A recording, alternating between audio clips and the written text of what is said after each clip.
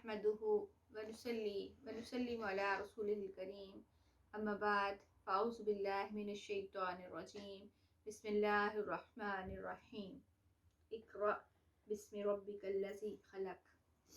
बिहम्दिल्लाहि ताला। आज हम इरफ़ानुल हिदाया यूके के प्लेटफॉर्म से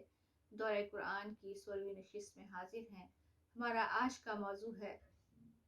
इल्म की अहमियत और फ़जीलत। इल्म की फ़जीलत और अज़मत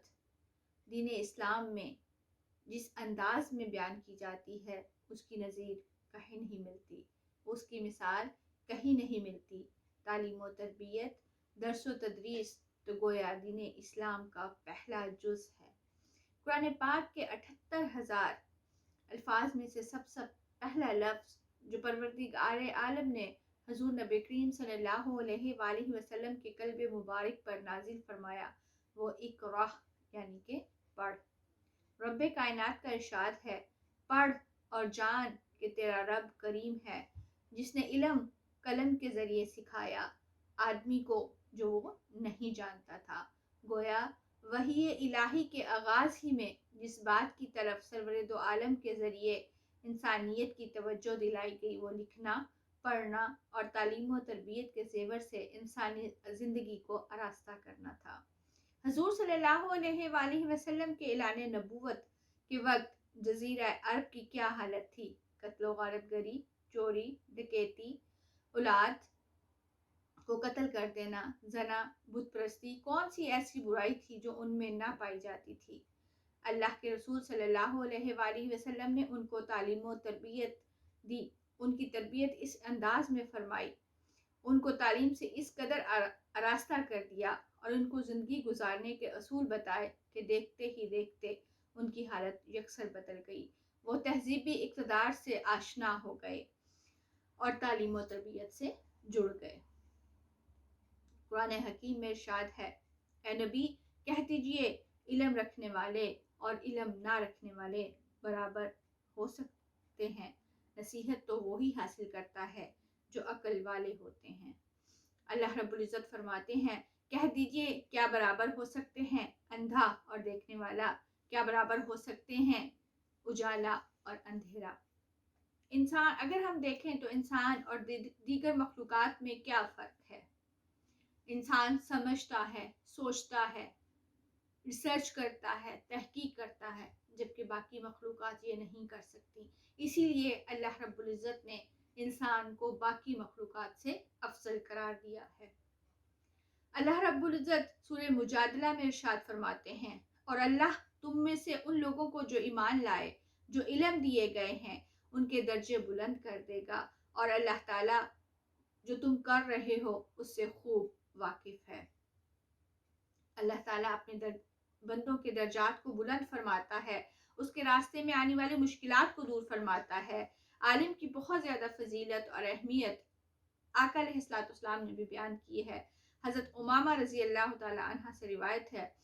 कि हुज़ूर सल्लल्लाहु अलैहि वसल्लम के पास दो आदमियों का जिक्र किया गया। इनमें से एक आलिम था, दूसरा आबिद था। आप सल्लल्लाहु अलैहि वसल्लम ने फरमाया, आलिम की फजीलत आबिद पर ऐसे ही है जैसे कि मेरी फजीलत तुम में से एक अदना शख्स पर है। फिर आका अलैहिस्सलाम ने इल्म के बारे में फरमाया कि लहद माँ की गोद से लेकर लहद तक इल्म हासिल करो, यानी कि इल्म हासिल करने की कोई उम्र नहीं होती। माँ की गोद से बच्चा इल्म हासिल करना शुरू करता है और आका अलैहिस्सलाम ने फरमाया कि माँ की गोद से लेकर लहद तक यानी कि कब्र तक इल्म हासिल करो। फिर एक और जगह पर आका अलैहिस्सलाम ने इरशाद फरमाया कि इल्म हासिल करो चाहे उसके लिए तुम्हें चीन ही क्यों ना जाना पड़े,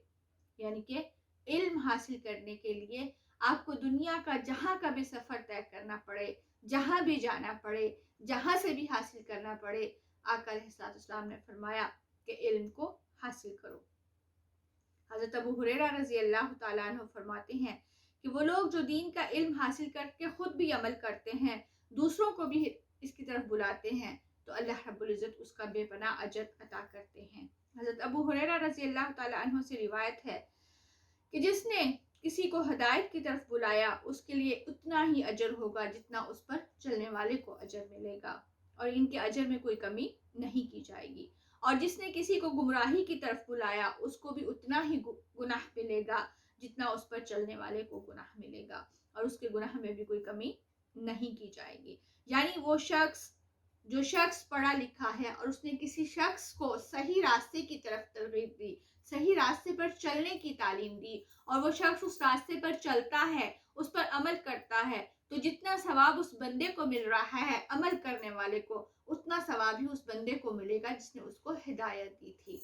اور اگر کوئی شخص کسی کو برائی کی طرف بلاتا ہے، گناہ کا رستہ دکھاتا ہے، تو جب وہ بندہ گناہ کے راستے پر چلتا ہے، گناہ کا عمل کرتا ہے، تو جتنا گناہ اس بندے کو ملے گا اتنا ہی گناہ اس بندے کو ملے گا جس نے اس کو گناہ کی طرف بلایا تھا۔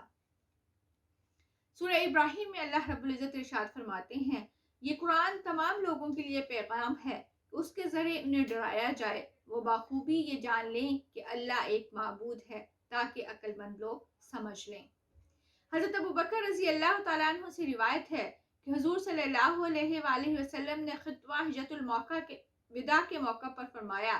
جو یہاں حاضر ہیں وہ اس کو پہنچا دے جو یہاں حاضر نہیں ہے، کیونکہ جو حاضر ہے شاید وہ ایسے شخص تک یہ خبر پہنچا دیں جو دوسروں کو زیادہ پہنچا سکے، زیادہ بہتر طریقے سے تعلیم دے سکے، زیادہ بہتر طریقے سے پڑھا سکے۔ حضرت عبداللہ بن عمر رضی اللہ تعالیٰ عنہ سے روایت ہے کہ حضور صلی اللہ علیہ وآلہ وسلم نے فرمایا، میری بات لوگوں تک پہنچا دو چاہے ایک آیت ہی کیوں نہ ہو۔ پھر ایسے لوگوں کے بارے میں وعید کی گئی جو لوگ علم کو سیکھتے ہیں، سمجھتے ہیں، لیکن دوسروں سے چھپاتے ہیں۔ سورہ بقرہ میں ان لوگوں کے بارے میں ارشاد ہوتا ہے جو لوگ ہماری اتاری ہوئی دلیلوں اور ہدایات کو چھپاتے ہیں، باوجود اس کے کہ ہم اسے اپنی کتاب میں لوگوں کے لیے بیان کر چکے ہیں۔ ان لوگوں پہ اللہ کی اور تمام لعنت کرنے والوں کی لعنت ہے، مگر وہ لوگ جو توبہ کر لیں اور اصلاح کر لیں اور بیان کر دیں تو میں ان کی توبہ قبول کرتا ہوں، اور میں توبہ قبول کرنے والا اور رحم فرمانے والا ہوں۔ حضرت ابو ہریرہ رضی اللہ تعالیٰ عنہ فرماتے ہیں کہ ایسے لوگوں کے بارے میں جو علم کو حاصل کرتے ہیں اور پھر چھپا لیتے ہیں، لوگوں تک نہیں پہنچاتے، ان لوگوں کے بارے میں آقا علیہ الصلوۃ والسلام ارشاد فرماتے ہیں، جس سے کوئی بات پوچھی گئی اور اس کو اس بات کا علم تھا، اس نے اس کو چھپا لیا، لوگوں تک نہیں پہنچایا، تو قیامت کے دن ایسے لوگوں کو آگ کی لگام پہنائی جائے گی۔ یعنی کہ اگر کوئی شخص علم حاصل کرنے کے باوجود اس کو چھپا لیتا ہے، لوگوں تک نہیں پہنچاتا ہے، لوگوں تک نہیں دیتا ہے، لوگوں کو نہیں بتاتا ہے کہ علم کیا ہے، تو فرمایا کہ ایسے لوگوں کو قیامت کے دن اللہ رب العزت آگ کی لگام پہنا دیں گے۔ پھر ایسے لوگ جو علم کو حاصل کرتے ہیں، دین کا علم سیکھتے ہیں، دین پڑھتے ہیں اور اس کو کمائی کا ذریعہ بنا لیتے ہیں، ایسے لوگوں کے بارے میں حضور صلی اللہ علیہ وآلہ وسلم نے ارشاد فرمایا کہ جس نے کوئی ایسا علم حاصل کیا جس سے اللہ کی خوشنودی حاصل کی جاتی ہے، لیکن اس نے اس کو دنیا کا مال کمانے کے لیے حاصل کیا، تو قیامت کے دن وہ جنت کی خوشبو کو بھی نہیں پا سکے گا۔ حضرت کعب بن مالک رضی اللہ تعالی عنہ نے حضور صلی اللہ علیہ وآلہ وسلم کو فرماتے سنا، جس نے علم اس لیے حاصل کیا تاکہ علماء سے مقابلہ کرے یا احمقوں سے جھگڑا کرے یا اس کے ذریعے لوگوں کی توجہ اپنی طرف مبذول کرے، تو اللہ رب العزت اس کو جہنم میں داخل کر دیں گے۔ جن کو اللہ تعالیٰ نے علم دیا ہے ان کے لیے یہ ضروری ہے، ان کے لیے واجب ہے کہ وہ بالکل صحیح بات، درست بات جس طریقے سے ان تک پہنچی ہے وہ اسی طریقے سے لوگوں تک پہنچائیں، نہ اللہ اور اس کے رسول پر جھوٹ بولیں اور نہ اللہ اور اس کے رسول پر جھوٹ باندھیں۔ تو ایسے لوگوں کے لیے قرآن پاک میں سخت وعید آئی ہے جو اللہ پر جھوٹ بولتے ہیں یا آقا علیہ الصلوۃ والسلام پر بہتان باندھتے ہیں، جھوٹ لگاتے ہیں۔ تو سورہ الانعام میں ان کے بارے میں ارشاد آتا ہے، تو اس سے زیادہ ظالم کون ہوگا جو اللہ پر جھوٹ باندھتے ہیں؟ وہ لوگ گمراہ ہیں، کر دیے گئے ہیں بغیر علم کے، بے شک انہیں اللہ ہدایت دیتا ہے ظالم لوگوں کو۔ اور پھر علم سیکھنا کتنا ضروری ہے، اس کی کتنی فضیلت ہے، اس کے بارے میں قرآن پاک میں ارشاد فرمایا گیا ہے۔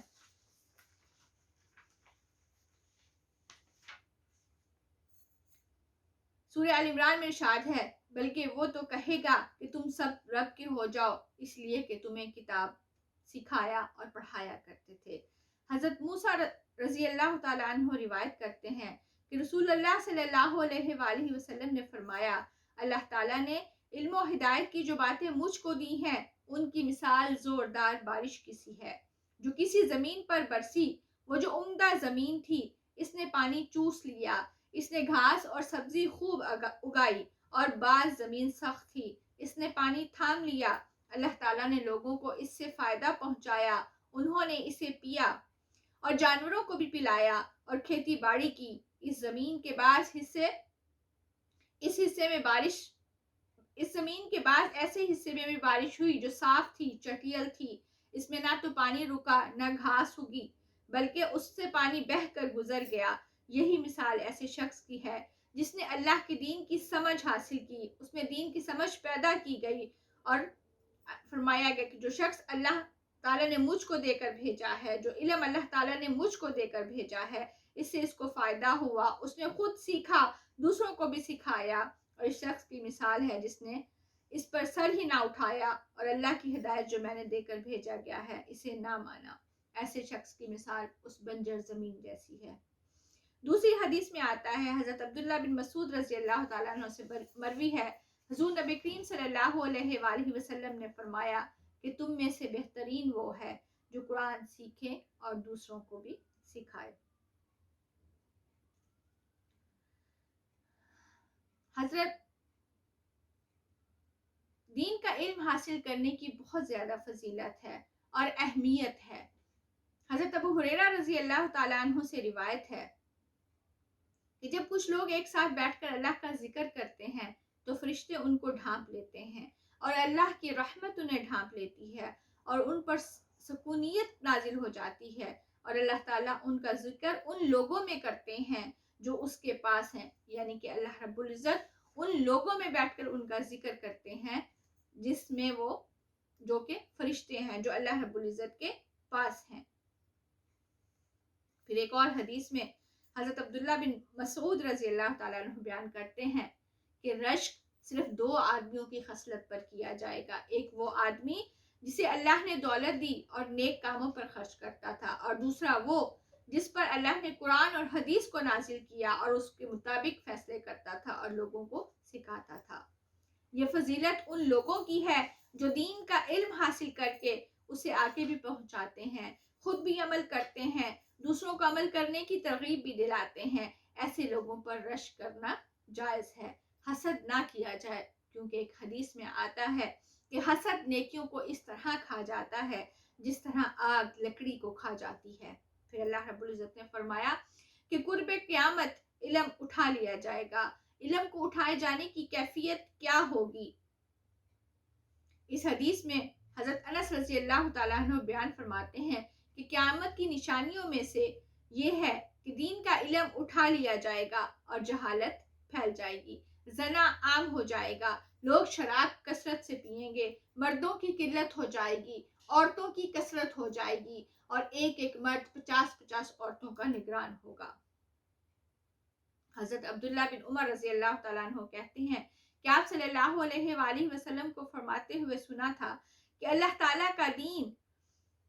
کا علم بندوں سے چھین کر نہیں اٹھاتا بلکہ عالموں کو اٹھا کر اٹھاتا ہے، یہاں تک کہ جب کوئی عالم باقی نہیں رہے گا تو لوگ جاہلوں کو اپنا سردار بنا لیں گے، ان سے مسئلہ پوچھیں گے تو بغیر علم کے فتوے دیں گے، خود بھی گمراہ ہوں گے اور دوسروں کو بھی گمراہ کریں گے۔ اسی طرح جب قرب قیامت ہوگی تو اللہ رب العزت علم کو اٹھا لے گا، قرآن پاک کو اٹھا لے گا۔ علم کو اٹھانے کا مطلب کیا ہے کہ اللہ رب العزت اس دنیا سے عالم ختم ہو جائیں گے، جن کے پاس صحیح اور درست علم ہے وہ علم ختم ہو جائے گا۔ جب لوگ کسی سے فتویٰ لینے جائیں گے تو ان پڑھوں سے فتویٰ لیں گے، وہ پڑھے لکھوں سے فتویٰ، پڑھے لکھے لوگ نہیں ہوں گے۔ جب وہ ان پڑھوں سے فتویٰ لیں گے تو ان پڑھ لوگ اپنے طریقے سے غلط ذریعے سے غلط طریقے سے ان کو غلط فتوے جو ہیں وہ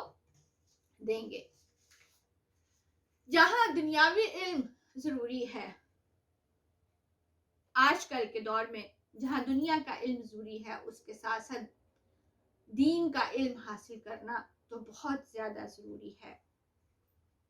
چونکہ دین کا علم، اگر دنیا کا علم آپ کو ریسرچ سکھاتا ہے کہ آپ ریسرچ کریں، سائنس آپ کو ریسرچ سکھاتی ہے، انگلش ہے، فلسفہ ہے، جو ہے کچھ بھی ہے، آپ تعلیم حاصل کریں، سمجھیں، لیکن دین کا علم نہ صرف آپ کی دنیا سنوارتا ہے بلکہ آخرت بھی سنوارتا ہے۔ اور دین کا علم جو ہے، دین کا علم حاصل کرنا، دنیا کا علم حاصل کرنا، یہ ایسی عبادت ہے، علم حاصل کرنا ایک ایسی عبادت ہے جو انسان کو اپنے رب سے ملاتی ہے، زندگی کی گوشوں سے منور کرتی ہے۔ یہ عبادت تنہائی کی ساتھی ہے، خلوت کی رفیق ہے۔ علم کے ذریعے آدمی ایمان اور یقین کی دنیا آباد کرتا ہے، بھٹکے ہوئے لوگوں کو سیدھا راستہ دکھاتا ہے، بروں کو اچھا اور دوستوں کو بیگانوں کو اپنا بنا دیتا ہے، دنیا میں امن کی فضا پیدا کرتا ہے۔ علم کی فضیلت قرآن پاک میں بہت زیادہ زور سے دی گئی ہے، ہر جگہ اللہ رب العزت نے اس کی اہمیت کو واضح کیا ہے۔ جیسے میں نے پہلے بھی بتایا کہ اللہ رب العزت نے سب سے پہلے آیت ہی اقرأ سے نازل کی تھی کہ اقرأ بسم ربک الذی خلق، کہ اپنے پروردگار کے نام سے پڑھیں جس نے آپ کو پیدا کیا۔ اور پھر اللہ تعالیٰ کی اپنی صفت ہے، اللہ تعالیٰ کا اپنا نام ہے العلیم، اللہ تعالیٰ نے اپنا صفت جو ہے، اپنا نام جو ہے وہ العلیم بھی رکھا ہے۔ پھر قرآن پاک میں ارشاد فرمایا الذی علم بالقلم علم الانسان ما لم یعلم، رب وہی ہے جس نے قلم کے ذریعے علم دیا اور انسان کو وہ کچھ سکھایا جو اسے معلوم نہیں تھا۔ علم حاصل کرنا، لوگ نبی کریم صلی اللہ علیہ وآلہ وسلم کے زمانے میں جتنا دور ہوتے جائیں گے اتنا ہی انہیں علم کی سخت ضرورت ہوتی جائے گی، کیونکہ لوگوں میں بگاڑ پیدا ہوتا جائے گا، دنیا پرستی پیدا ہوتی جائے گی، کافروں کی مشابہت میں اکثر لوگ اصل دین کو بھلا دیں گے۔ اسی لیے اسلام نے طلب علم کو فرض قرار دیا گیا ہے۔ ارشاد باری تعالیٰ ہے آپ صلی اللہ علیہ وآلہ وسلم یقین کر لیں کہ اللہ کے سوا کوئی معبود نہیں، اور وہ گناہوں کی بخشش، اور اس سے اپنے گناہوں کی بخشش مانگا کریں۔ علم بھی دو طرح کا ہے، پہلی قسم وہ ہے جسے فرض کفایہ کہتے ہیں، اگر مسلمانوں میں چند لوگ اس کو حاصل کر لیں گے تو کافی ہے، ہر ایک کو یہ علم حاصل کرنے کی ضرورت نہیں ہے، جیسے علم تفسیر، علم حدیث، علم فقہ۔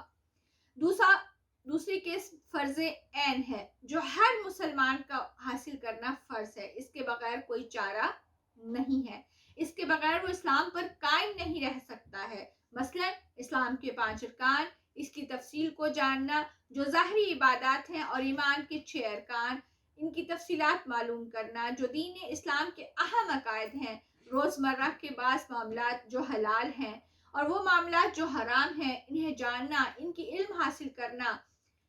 ہر مسلمان پر لازم اور فرض عین ہے۔ اور پھر فرمایا گیا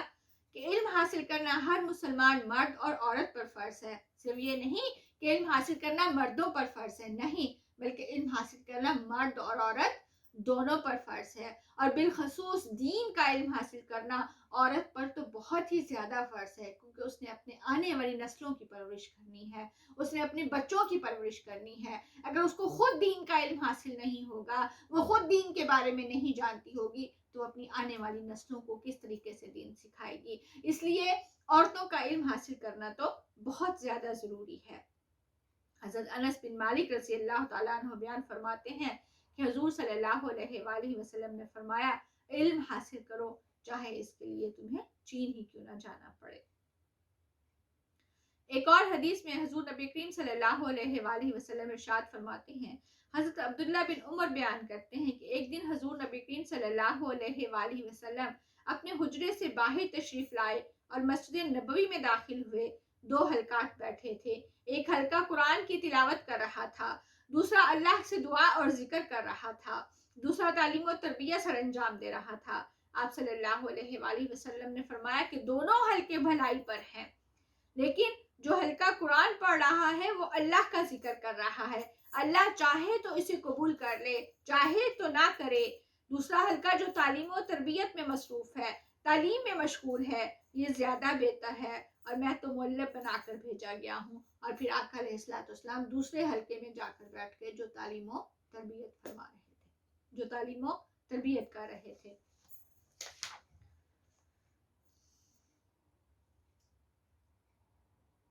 مولانا محمد صدیق میمنی لکھتے ہیں، عالم کہتے ہیں پڑھے لکھے لوگوں کو، چاہے اس نے قرآن کی تعلیم حاصل کی ہو یا حدیث کی ہو، فقہ کی ہو یا کلام کی ہو یا منطق کی ہو، سائنس کی ڈگری ہو یا میڈیکل سائنس کی ڈگری ہو، نیچرل سائنس پڑھ رہا ہو یا آرٹس کے مضامین ہوں، سارے کے سارے لوگ پڑھے لکھے لوگوں میں شمار کیے جاتے ہیں۔ یہ ایسی چیز ہے جو انسان کے ہمیشہ کام آئے گی، مقصد نیک ہو یا اس کا صحیح استعمال ہو۔ صحیح استعمال کیا جائے تو اس کی بدولت وہ دین اور دنیا کی ساری نعمتیں حاصل کر لیتا ہے۔ علم کی فضیلت کے حوالے سے حضور صلی اللہ علیہ وآلہ وسلم ارشاد فرماتے ہیں، علم والوں کو دوسروں کے مقابلے میں ایسی ہی فضیلت حاصل ہے جیسی میری فضیلت تم میں سے ادنا شخص پر ہے۔ یعنی اللہ تعالیٰ، اس کے فرشتے، آسمان اور زمین، حتیٰ کہ چونٹی اپنے سوراخ میں اور مچھلیاں پانی میں اس بندے کی بھلائی کے لیے دعا کرتی ہیں جو علم حاصل کرتا ہے اور دوسروں تک پہنچاتا ہے۔ حضرت عبداللہ، اس لیے فرمایا گیا کہ علم حاصل کرنا ہر مسلمان عورت اور مرد پر فرض ہے۔ علم کی طلب حاصل کرنا ہر مسلمان عورت اور مرد پر فرض ہے۔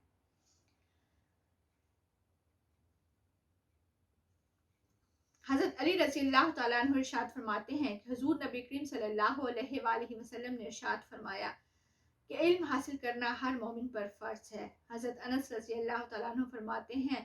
کہ حضور صلی اللہ علیہ وآلہ وسلم نے ارشاد فرمایا، جو شخص علم کی طلب کے لیے نکلا گویا وہ اللہ کی راہ میں جہاد کر رہا ہے، یہاں تک کہ وہ اپنے وطن واپس لوٹ آئے۔ آپ صلی اللہ علیہ وآلہ وسلم نے فرمایا، بلا شبہ مجھے معلم بنا کر بھیجا گیا ہے۔ آپ نے فرمایا، قیامت کے دن اللہ تعالیٰ ان لوگوں کو زندہ کرے گا اور اس میں علماء کو ممتاز کرے گا اور فرمائے گا، اے پڑھے لکھے لوگوں، میں نے اپنے علماء تمہارے اندر اس لیے نہیں رکھے کہ میں تمہیں، اپنا علم تمہارے اندر اس لیے نہیں رکھا کہ تمہیں عذاب دوں، جو میں نے تم سب کو کی مغفرت فرما دی ہے۔ ان سب چیزوں سے، ان سب باتوں سے جو چیز سمجھ آتی ہے، جو آخری پیغام میں دینا چاہتی ہوں، وہ یہی ہے کہ علم حاصل کریں، نہ صرف دنیاوی بلکہ دینی علم کو حاصل کریں۔ دنیاوی علم تو ہمیں صرف دنیا میں کامیاب کرے گا، دنیا میں ہماری بہتر بنا دے گا، لیکن دینی علم ہماری دین اور آخرت، ہماری دنیا اور آخرت سب کچھ سنوار دے گا۔ اللہ تعالیٰ ہمیں توفیق عطا کرے، ہمیں ہمت عطا کرے کہ ہم خود بھی دین کے علم کو حاصل کریں اور اپنے بچوں کو بھی اس کی ترغیب دیں اور اپنے بچوں کو بھی اس پر عمل کریں، اس پر چلا سکیں۔ اللہ تعالیٰ ہمیں ان سب باتوں پر عمل کرنے کی توفیق عطا فرمائے۔ وآخر دعوانا ان الحمد للہ رب العالمین۔